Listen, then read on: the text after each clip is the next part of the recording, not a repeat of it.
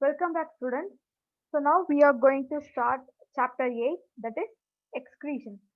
Excretion chapter தான் நம்ம start பண்ண போறோம். So before I enter into the topic, human physiology அப்படின்னு நம்ம சொல்லும்போது we have seen digestive system and then digestive systemல என்ன மாதிரியான functions இருக்கு, humansல எப்படி actually start பண்ணி எப்படி அதோட end product இருக்குன்றது நம்ம பார்த்தோம், and how digestion takes place and what are the enzymes involved in it, and then what are the disorders or disease caused in digestive system, எதனாலலாம் காஸ் பண்ணுதுன்றதையும் நம்ம கம்ப்ளீட் பண்ணோம். And the second one is we have seen the respiratory system. So respiration சொல்லும்போது எப்படி gas exchanges எல்லாமே நடக்குதுன்றதை நம்ம பார்த்தோம். And finally வந்து we have also seen that what are the respiratory problems having in lungs அதையும் நம்ம பார்த்தோம். At third, we have seen the body fluids and circulation. Circulation சொல்லும்போது how the oxygenated blood flows through all over the body, எப்படி actually travel பண்ணுது, and deoxygenated blood எப்படி திரும்பி வந்து oxygenation நடக்குதுன்றது எல்லாமே வந்து we have seen. And we have also seen there are many disorders in circulatory system.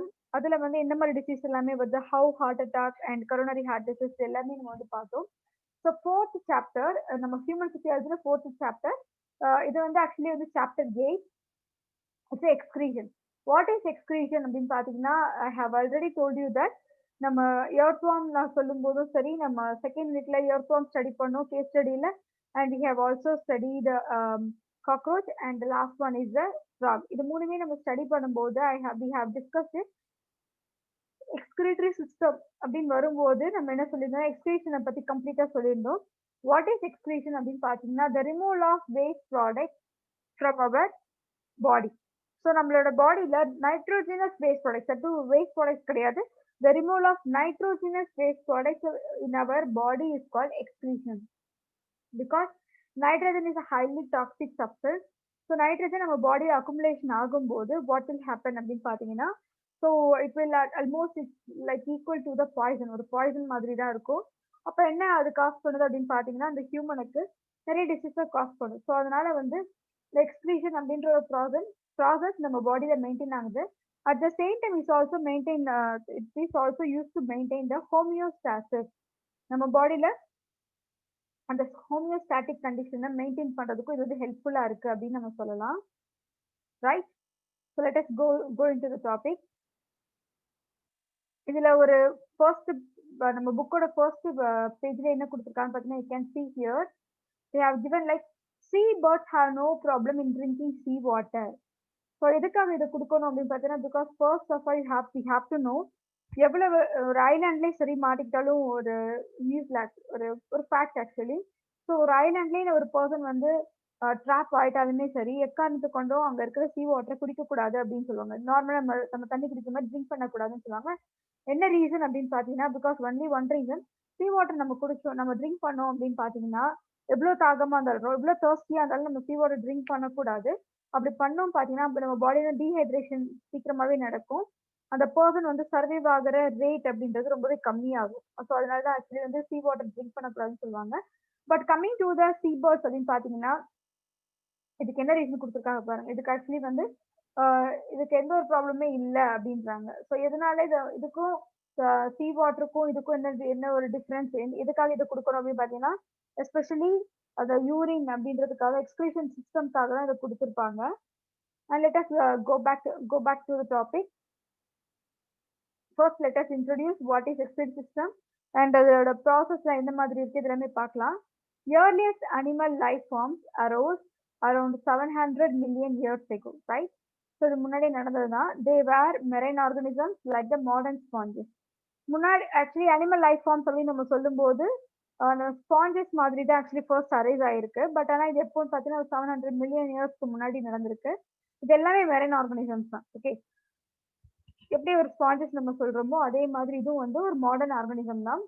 Each cell of a modern sponge is surrounded by sea water, but it maintains and intracellular ionic composition different from that of the sea water. ஆனால் வந்து என்ன அப்படின்னு பார்த்தீங்கன்னா, ஒரு modern sponge மாதிரி தான் இருக்கு. At the same time இதோட லைஃப் ஹேபிட்ஸ் அப்படின்னு பார்த்தீங்கன்னா சீ வாட்டர் தான் இருக்கு. ஓகே, ஹேபிட்டட் வந்து சீ வாட்டர் தான் சுற்றி சரௌண்ட் ஆகியிருக்கு. ஆனா என்னன்னு பாத்தீங்கன்னா intracellular ionic concentration. What is intracellular ionic concentration பாத்தீங்கன்னா செல்ஸுக்குள்ள, ஓகே, இன்சைட் த செல்லுக்குள்ள வந்து அந்த அயானிக் காம்போசிஷனை சீ வாட்டர் கம்பேர் பண்ணும்போது டிஃப்ரெண்டா இருக்கு அப்படின்னு கொடுக்குறாங்க. So intracellular ionic composition different from that of the sea water. Sea வாட்டரை கம்பேர் பண்ணும்போது இது வந்து டிஃப்ரெண்டா இருக்கு அப்படின்னு சொல்றாங்க. Evolution led to changes in the organization of the tissue layers followed by formation of specialized external tissue layer. Evolution அப்படின்றது என்னன்னு பாத்தீங்கன்னா ஆக்சுவலி தமிழ்ல வந்து நம்ம எவல்யூஷன் என்ன சொல்லுவோம்னா பரிணாம வளர்ச்சி, அதாவது சேஞ்சஸ் தான் நம்ம சொல்லுவோம். எவல்யூஷன் நடக்கும்போது என்ன ஆகுதுன்னு பாத்தீங்கன்னா அந்த ஆர்கானிசம்ல சேஞ்சஸ் நடக்குது. அதுவும் டிஷ்யூ லேயர்ல, அந்த டிஷ்யூவோட லேயர்ல சேஞ்சஸ் நடக்குது. அது மட்டும் இல்லாம கூடவே பாத்தீங்கன்னா formation of specialised external tissue layers, வெளியவும் பாத்தீங்கன்னா நிறைய வந்து எக்ஸ்டர்னல் டிஷ்யூ லேயர்ஸ் சேஞ்சஸ் நடக்குது. This provided a barrier between the external environment and the internal fluid, resulting in the formation of extracellular fluid. So இது அட்லாஸ்ட் நமக்கு என்ன கொடுக்குது அப்படின்னு பார்த்தீங்கன்னா ஒரு பேரியர் மாதிரி ஃபார்ம் பண்ணுது. அதாவது எக்ஸ்டர்னல் என்விரான்மெண்ட்டுக்கும் ஒரு இன்டர்னல் ஃப்ளூயிடுக்கும் இது ஹியர். ஸோ இது வந்து ஆக்சுவலி வந்து ஒரு எக்ஸ்டர்னல் என்விரான்மெண்ட் ஒரு பேரியரா இருக்குன்றாங்க. இதுக்கு இடையிலன்னு பார்த்தீங்கன்னா external environment and internal fluid ஒரு எக்ஸ்ட்ராசெல்லுலார் ஃப்ளூயிடுக்கு ஆக்சுவலி வந்து பேரியர் மாதிரி இருக்குன்றாங்க. Major changes in osmoregulation. ஆஸ்மோ ரெகுலேஷன்னா என்ன அப்படின்னு பார்த்தீங்கன்னா the maintaining of body temperature and body temperature, how it maintains the body temperature, அதுதான் வந்து ஆஸ்மோ ரெகுலேஷன் அப்படின்னு சொல்லுவோம். அண்ட் அயனிக் ரெகுலேஷன், அந்த பாடியில் இருக்கக்கூடிய அயனிக் ரெகுலேஷனும் பண்ணுது. occurred during the evolution of chordate. So chordate evolution அப்போ இது சொல்லியிருக்கிறாங்க. Okay, then the ability to control extracellular fluid composition was essential for the diversification of animals to inhabit brackish water, fresh water and land. So brackish water அப்படின்னா எது நம்ம சொல்லுவோம் பார்த்தீங்கன்னா சீயும் bond வாட்டரும் சேர்ற அந்த பிளேஸ் இருக்கு இல்லையா, அதாவது கடலும் அந்த ஃப்ரெஷ் வாட்டரும் சீயும் வந்து சேர ஒரு பிளேஸ் இருக்கும். அதுதான் நம்ம என்ன சொல்றோம் பார்த்தீங்கன்னா இந்த இடத்துல வந்து பிராக்கிஷ் வாட்டர் அப்படின்றது கொடுத்துருக்காங்க. இது என்ன சொல்லியிருக்காங்க அப்படின்னா எக்ஸ்ட்ராசெல்லுலார் ஃப்ளூயிடோட காம்போசிஷன் வந்து ஒரு அனிமலுக்கு ரொம்பவே எசென்ஷியலா இருக்கு அப்படின்றாங்க. அதுவும் இல்லாம அந்த அனிமலோட ஹேபிட்டட் எப்படி இன்ஹாபிட் பண்ணுது அப்படின்னு பார்த்தீங்கன்னா பிராக்கிஷ் வாட்டர்ல இருக்கு, ஃப்ரெஷ் வாட்டர்ல இருந்து இருக்கிறது லேண்ட்ல வந்துருக்கு. ஸோ சீ வாட்டர்ல இருந்து இந்த மாதிரி கொஞ்சம் கொஞ்சமா வருது. And animals that invaded land had a risk of desiccation. Desiccationனா வாட்டர் லாஸ் அப்படின்றது கண்டிப்பா இருக்கும்.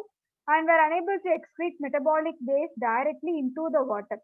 ஸோ இது என்ன பண்ண முடியாது அப்படின்னு பார்த்தீங்கன்னா இப்போ வந்து ஆக்சுவலி எக்ஸ்கிரீஷன் வர்றதுக்கான ரீசன் தான் இதில் நம்ம சொல்லிட்டு இருக்காங்க. ஸோ இதுக்கு பிஃபோர்ல நம்ம என்ன சொல்லியிருக்காங்க அப்படின்னா ஒரு சீ வாட்டர்ல வச்சு நம்ம சொல்லிட்டு இருந்தாங்க சீ வாட்டர்ல எப்படி எவல்யூஷன் நடந்தது, அதுக்கப்புறம் கார்டேட்ஸோட ஆரிஜினேஷன் கொடுத்துருக்காங்க. அடுத்தது என்ன ஆகுதுன்னு பார்த்தீங்கன்னா சீ வாட்டர்ல இருந்து எப்படி ஒரு animal brackish water and fresh water and அடுத்தது லேண்டுக்கு வந்ததுன்றதை சொல்லியிருக்காங்க. ஸோ கொஞ்சம் கொஞ்சமா எவல்யூஷனை பேஸ் பண்ணி தான் இங்க போயிட்டு இருக்கு. Animals have invaded land has a risk of desiccation. Desiccation of water loss தான், dehydration, are unable to excrete metabolic waste directly into the water. இப்போ வாட்டர்லயே இருந்ததுன்னா ப்ராப்ளமே கிடையாது. சி ஒரு கொஞ்சம் யோசிச்சு பாருங்க, சீ வாட்டர்ல ஒரு அனிமல் இருக்கு, ஸோ சீ வாட்டர்ல அது எக்ஸ்கிரீஷன் பண்ணும், அதனால ப்ராப்ளம் இல்லை.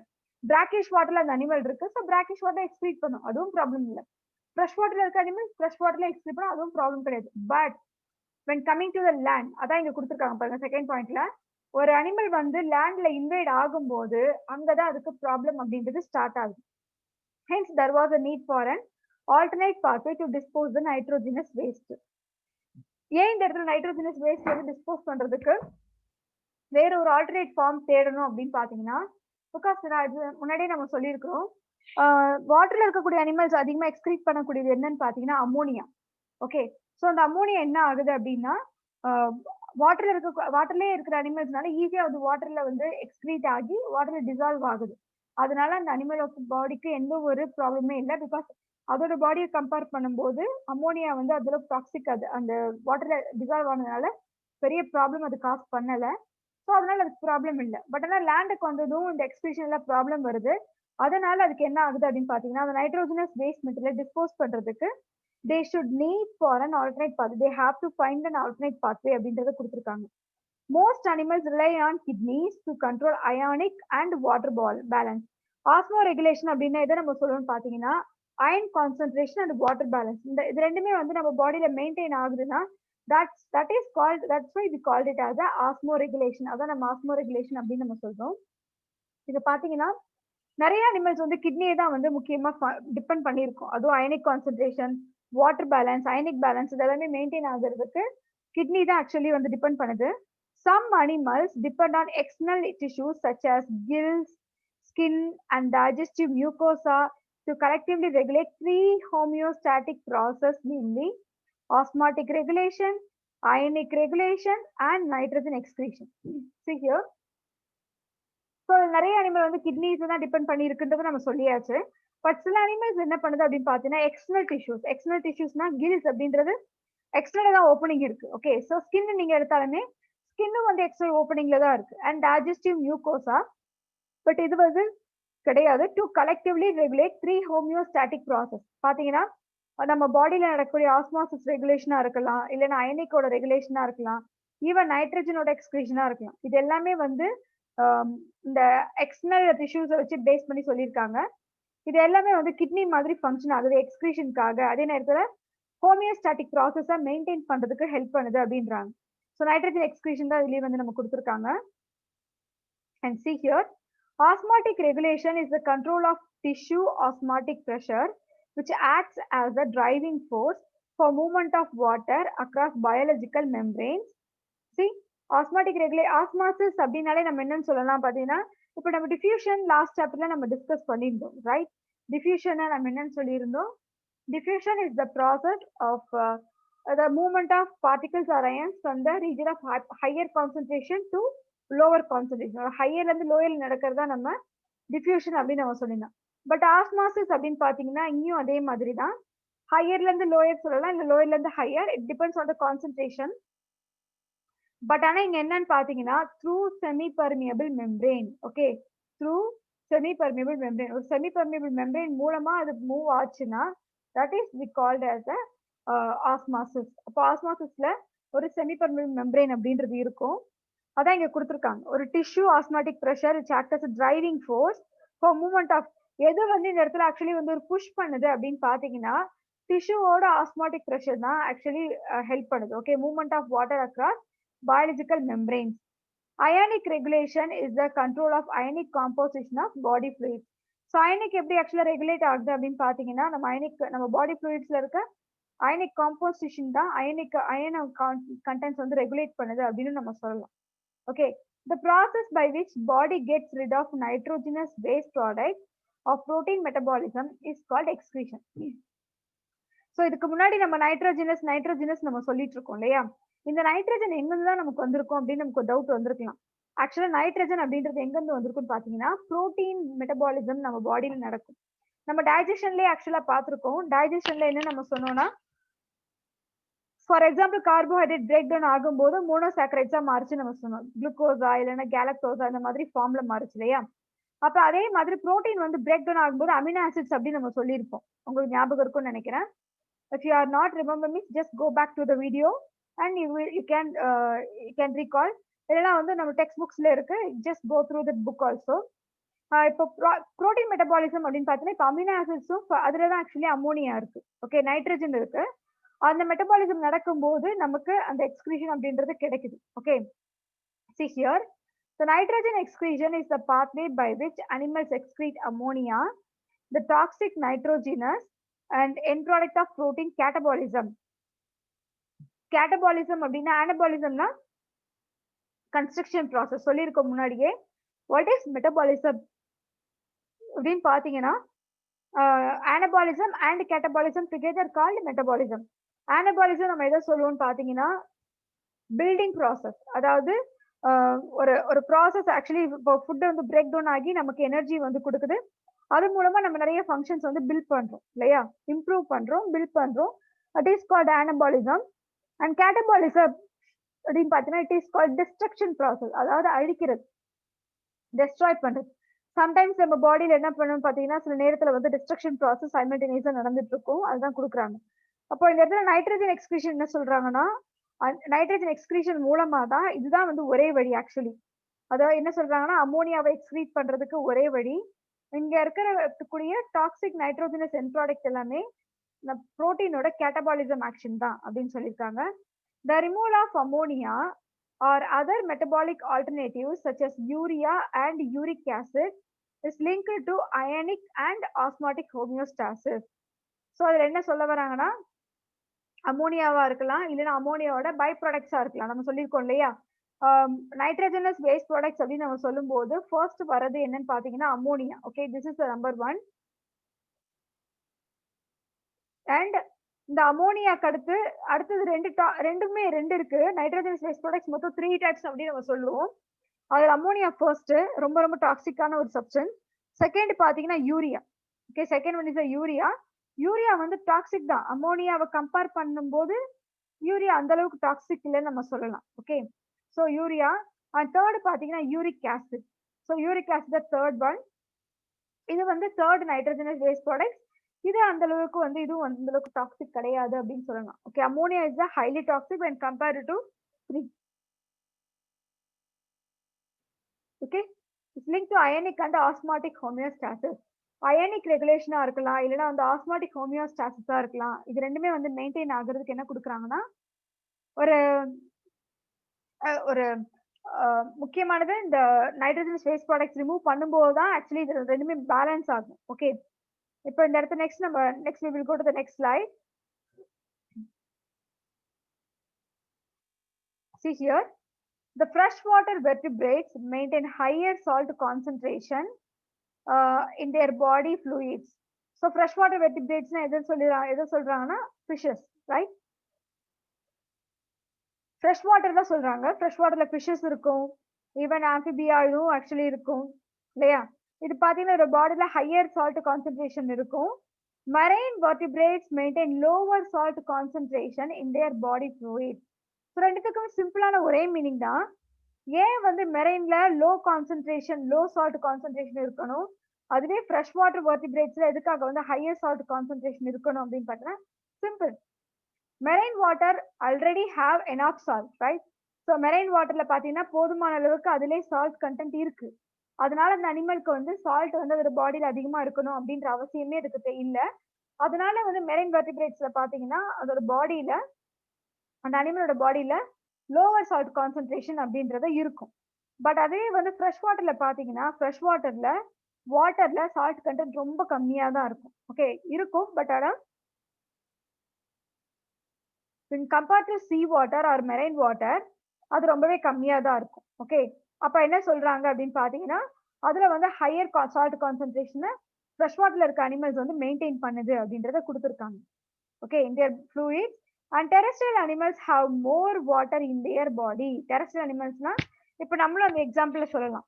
ஸோ நம்ம பாடியில பாத்தீங்கன்னா அதிகமான வாட்டர் கண்டென்ட் இருக்கும் அப்படின்னா தென் த சரௌண்டிங்கை கம்பேர் பண்ணும்போது நம்ம பாடியில அதிகமாவே இருக்கும்.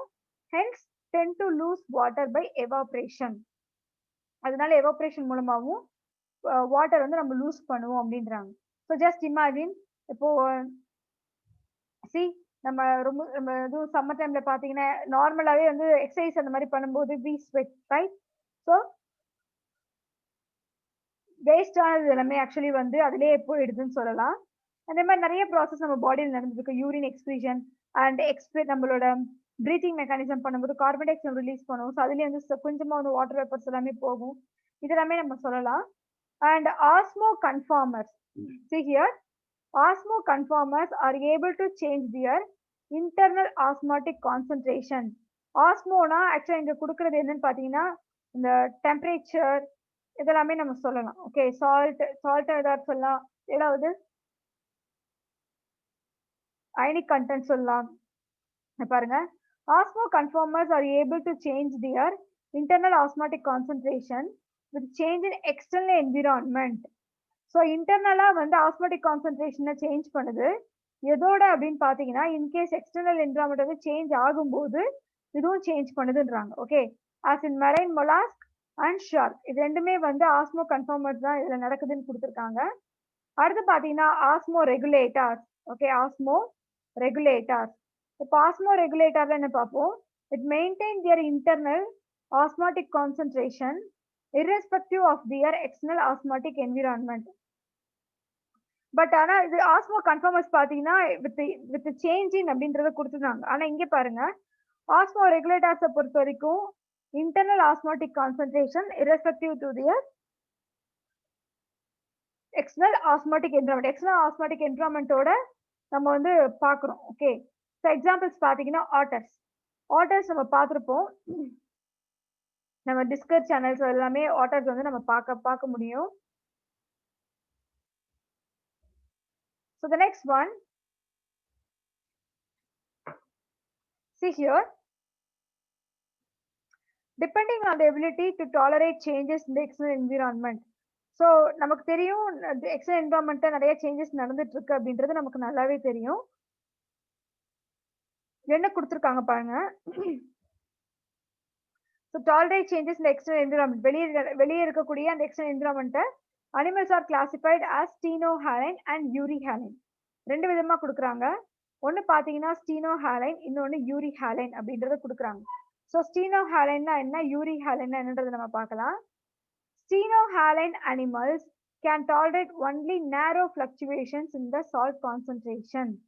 அதாவது இந்த ஸ்டீனோஹாலைன்ல வரக்கூடிய அனிமல்ஸ் வந்து சால்ட் கான்சன்ட்ரேஷன்ல நேரோவா கொஞ்சமா ஆக்சுவலா வந்து குறுகலா வந்து சேஞ்சஸ் நடந்தது, ஃபிளக்சுவேஷன் நடந்தது அப்படின்னு பாத்தீங்கன்னா அந்த அனிமல்ஸ் வந்து டாலரேட் பண்ணிக்கும்.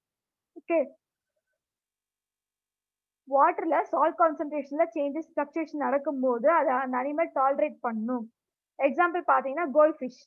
ஏன் கோல்ட்ஃபிஷ் நம்ம சொல்றோம் அப்படின்னு பாத்தீங்கன்னா பிகாஸ் கோல்ட்ஃபிஷ் ஆக்சுவலி இருக்கிற பிளேஸ் எதுன்னு பாத்தீங்கன்னா சீ வாட்டர். ஓகே, ஆனா ஒரு கோல்ட்ஃபிஷ்ஷை நீங்க கொண்டு வந்து நம்ம நார்மலா ஒரு அக்வாரியம் டேங்க்ல நம்ம வச்சிருவோம் இல்லையா, ஒரு நார்மல் நம்ம எப்பவுமே வந்து கோல்ட்ஃபிஷ்க்கு வந்து ஒரு சீ வாட்டர் நம்ம வந்து கொடுத்துட்டு இருக்க மாட்டோம், ரைட்? அதுக்கு எப்பவுமே நம்ம யூஸ் பண்ற அந்த ஃப்ரெஷ் வாட்டர் தான் ஆக்சுவலா கொடுப்போம். அப்போ ஃப்ரெஷ் வாட்டர் பாத்தீங்கன்னா அந்த ஃப்ரெஷ் வாட்டர்லேயே சால்ட் கான்சன்ட்ரேஷன் அப்படின்றது இருக்கும். பட் ரொம்ப சீ வாட்டரை கம்பேர் பண்ணும்போது இதுல ரொம்பவே கம்மியா இருக்கும் அப்படின்னு நம்ம சொல்லலாம். ஓகே, அதான் எக்ஸாம்பிள் கோல்ட் ஃபிஷ். அதனால நீங்க வந்து ஒரு கோல்ட் ஃபிஷ்ஷா இருக்கலாம், இல்லைன்னா வந்து அக்வாரியம்ல இருக்கக்கூடிய ஃபிஷ்ஷஸ் நீங்க எடுத்துக்கலாம். எந்த ஃபிஷ்னாலுமே டைகர் ஃபிஷ்ஷா இருக்கலாம், இல்ல ஏஞ்சல் ஃபிஷ்ஷா இருக்கலாம். இந்த மாதிரி டிஃப்ரெண்ட் டைப்ஸ் ஆஃப் ஃபிஷ்ஷஸ் இருக்கு இல்லையா. இந்த ஃபிஷ் எல்லாமே நம்ம எடுத்தாலுமே அதுல நடக்கக்கூடிய சின்ன ஃபிளக்சுவேஷன், அந்த சின்ன சேஞ்சஸ் அப்படின்றத நம்மளால அந்த ஃபிஷ் அந்த அனிமல் என்ன பண்ணுது பாத்தீங்கன்னா டாலரேட் பண்ணுது அப்படின்றத கொடுத்துருக்காங்க. ஓகே, தே கேன் டாலரேட், அதான் கொடுக்குறாங்க. அதுவே பாருங்க, வேரஸ் த யூரிஹாலைன் அனிமல்ஸ் நீங்க நம்ம எடுத்துக்கிட்டாக்கா are able to tolerate wide fluctuations. இப்போ ஸ்டெனோஹாலைன்ல சொல்லும்போது சின்னதா சேஞ்சஸ் நடக்கும்போது அந்த அனிமல்ஸ் வந்து டாலரேட் பண்ணுதுன்னு சொல்லியிருக்காங்க. ஆனா யூரிஹாலைன்ல பாத்தீங்கன்னா wide fluctuation the salt concentration. Example especially பாத்தீங்கன்னா நம்ம அதிகமான சால்ட் கான்சன்ட்ரேஷன் வந்து சேஞ்ச் ஆனாலுமே ஒரு ப்ராப்ளமும் இருக்காது, இந்த அனிமல் வந்து நல்லாவே சர்வைவ் ஆகும் அப்படின்றாங்க. எக்ஸாம்பிள் பாருங்க, artemia, so ஆர்டிபியா, tilapia and salmon, இது மூணுமே எக்ஸாம்பிளா கொடுத்துருக்காங்க. இப்போ சால்மன் பாத்தீங்கன்னா ஆக்சுவலி வந்து மைக்ரேட்டரி அந்த ரீப்ரொடக்ஷன் டைம் அப்போ ஓஷன்ல இருந்து ஃப்ரெஷ் வாட்டருக்கு வரும், அது அப்பயும் வந்து அது சர்வை பண்ணும். ஓகே, அடுத்த பார்த்தா ஆர்டிமியா இஸ் ஒரு ஆர்டிமியா வந்து பொதுவாக ஒரு சில அனிமல்ஸ்க்கு வந்து ஃபுட்டா வந்து கொடுப்போம் நம்ம, ரொம்ப சின்னதா இருக்கும். ஈவன் திலேபியா சால்மன் ரெண்டுமே வந்து இந்த மாதிரி கண்டிஷன்ல தான் வருது. The major nitrogenous waste products are ammonia, urea and uric acid. Okay, so ammonia இருக்கு அண்ட் தென் யூரியாவும் இருக்கு, அதே மாதிரி யூரிக் ஆசிட். இந்த மூணுமே பாத்தீங்கன்னா நைட்ரோஜனஸ் நம்ம நைட்ரோஜனஸ் வேஸ்ட் ப்ராடக்ட் சொல்லும் போது இது மூணுமே ஒரு மேஜரான வேஸ்ட் ப்ராடக்ட்ஸ் அப்படின்னு நம்ம சொல்லலாம். Okay, other waste products of protein metabolism are trimethyl amine oxide. என்ன சொல்றாங்கன்னா டிஎம்ஓ அப்படின்னு கொடுக்குறாங்க, trimethyl amine oxide in marine teleost. So teleost அப்படின்றது எல்லாமே பார்த்தீங்கன்னா முன்னாடி இருந்த ரொம்ப ரொம்ப ரொம்ப முன்னாடி இருந்த fishes, we call them as a teleost. Okay, அதுலேயே வந்து நிறைய குரூப்ஸ் இருக்கு, லைக் எப்படி ஷார்க், எப்படி வந்து நம்ம போனி ஃபிஷ், கார்டேஜினஸ் ஃபிஷ் நம்ம சொல்றோமோ அதே மாதிரி பாத்தீங்கன்னா டீலியோஸ்ட் அப்படின்றது முன்னாடி இருந்தது. ஓகே, இதுல பாத்தீங்கன்னா புரோட்டீன் மெட்டபாலிசம் வந்து சில இதுல இப்போ வந்து நம்ம நைட்ரோஜனஸ் வேஸ்ட் ப்ராடக்ட்ஸ் நம்ம சொல்லும் போது we are saying like 3 only, right? Ammonia, urea, uric acid, இது மூணு தான் நம்ம சொல்லியிருக்கோம். ஆனா இந்த இந்த இடத்துல வந்து மத்த ஒரு சில வேஸ்ட் ப்ராடக்ட்ஸும் இருக்குன்றத கொடுத்துருக்காங்க. அதுல வந்து நம்ம என்ன சொல்றோம் பாத்தீங்கன்னா, புரோட்டீன் மெட்டபாலிசம்ல ரிலீஸ் பண்ற இந்த டிஎம்ஓ ட்ரைமெத்தில் அமைன் ஆக்சைடு அப்படின்றது வந்து என்ன பண்ணுதுன்னா, அதுவும் மெரைன்ல இருக்கு. ஓகே, மெரைன் டிலியோஸ்ல இருக்கு. அதுவும் வந்து ஒரு புரோட்டீன் மெட்டபாலிசம் தான் அப்படின்றத கொடுத்துருக்காங்க. அண்ட் குவானின் இன் ஸ்பைடர்ஸ், அதே வந்து ஸ்பைடர்ஸ்ல பாத்தீங்கன்னா எக்ஸ்கிரீட்டரி, இப்ப நம்ம அமோனியா, யூரியா, யூரிக் ஆசிட் பார்த்த மாதிரி ஒரு ஒரு சிலதுல வந்து டீலியோஸ் டைப் ஆஃப் ஃபிஷஸ்ல புரோட்டீன் மெட்டபாலிசம் டிஎம்ஓ ரிலீஸ் பண்ணுது. அதே மாதிரி ஸ்பைடர்ஸ் பாத்தீங்கன்னா அதுல குவானைன் ரிலீஸ் பண்ணுது. தென் அடுத்த பார்த்தீங்கன்னா hippuric acid, allantoin, then allantoic acid and ornithuric acid and creatinine and even பார்த்தீங்கன்னா creatine, purines, pyrimidines and pterines. So அந்த பியூரின் பிரமிடின்ஸ் நம்ம சொன்ன மாதிரி இந்த டெரைன்ஸ் அப்படின்றதும் வந்து one of the excretory waste products. Okay okay students, இதோட வந்து நம்ம எக்ஸ்கிரீஷன்னா என்ன and how excretion takes place and how the evolution starts, எப்படி வந்து ஒரு எவல்யூஷன் சிம்பிள் வந்து ஸ்டார்ட் ஆகி ஒரு மல்டிசெல்லர் ஆர்கனிசம் லெவலுக்கு வந்திருக்கு. அண்ட் அதுலேயே வந்து பார்த்தீங்கன்னா அந்த எக்ஸ்கிரிட்டரி ப்ராடக்ட்ஸ் என்னன்றதையும் நம்ம பார்த்தோம். 3 டைப்ஸ் நம்ம கிளாஸிஃபை பண்றோம். அதுல பாத்தீங்கன்னா we are saying like ammonia, urea and uric acid மூணுமே ஒரு எக்ஸ்கிரிட்டரி ப்ராடக்ட்ஸா இருக்கு அப்படின்னு நம்ம பார்த்தோம். Then we are also saw that ammonia, urea, uric acid தவிர வேற ஒரு சில வேஸ்ட் ப்ராடக்ட்ஸ் இருக்குன்றதை நம்ம பார்த்துருந்தோம். அதாவது டிஎம்ஓ இல்ல குவானைனா இருக்கலாம், அலன்டாயிக் ஆசிடா இருக்கலாம், அலன்டாயின் அண்ட் ஹிப்போரிக் ஆசிட், இப்போ creatinine, purine, pyrimidine etcetera etcetera, இது எல்லாமே ஆக்சுவலி என்ன ஆகுதுன்னு பார்த்தீங்கன்னா ஒவ்வொரு இதுவும் வந்து இது எல்லாமே வந்து நம்ம சொன்ன நைட்ரோஜனஸ் பேசஸ் அந்த 3 டைப்ஸ் நம்ம சொன்னோம் இல்லையா, அதை தாண்டி இதுல இந்த மாதிரி ஃபார்ம்லயும் ஒரு சில அனிமல்ஸ்க்கு வந்து எக்ஸ்கிரீஷன் பேஸ்ட் ப்ராடக்ட்ஸா இருக்கலாம் அப்படின்னு சொல்லியிருக்காங்க. Okay, and in the next class we will start with mode of excretion. So எப்படி ஆக்சுவலி வந்து எக்ஸ்கிரீஷன் ஸ்டார்ட் பண்ணுது, எந்த மாதிரி ஆர்கன்ஸ் இதுக்கு ஃபங்க்ஷன் ஆகுது, and how the blood filtrate, blood எப்படி வந்து ஃபில்ட்ரேஷன் ப்ராசஸை செஞ்சுட்டு இருக்குன்றது எல்லாமே நம்ம பார்ப்போம். ஓகே ஓகே ஸ்டூடெண்ட்ஸ், இதோட வந்து இந்த இடத்துல நான் ஆக்சுவலி ரீப்ரொடக்ஷன் இந்த சாப்டரை ரீப்ரொடக்ஷன்ல excretion. So we are going to come to the conclude session of this first class, introduction of the first class நம்ம முடிக்க போறோம். இதுல வந்து பாத்தீங்கன்னா we have already seen many things, ஒவ்வொரு இதுவும் எப்படி வந்து ஃபங்க்ஷன் ஆகுன்றது நம்ம பார்த்துட்டோம். and now இது வந்து ஒரு இன்ட்ரோடக்ஷன், ஜஸ்ட் ஒரு இன்ட்ரோடக்ஷன் தான்.